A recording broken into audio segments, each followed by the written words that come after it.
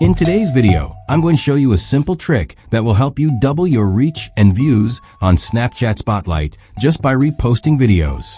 Before we start, make sure to leave a like and comment a heart. So just like always, let's start from the very beginning. First, open the Snapchat app.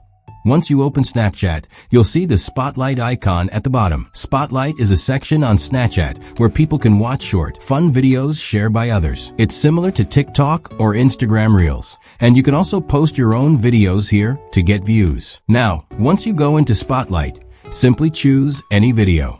After selecting the video, look to the right side.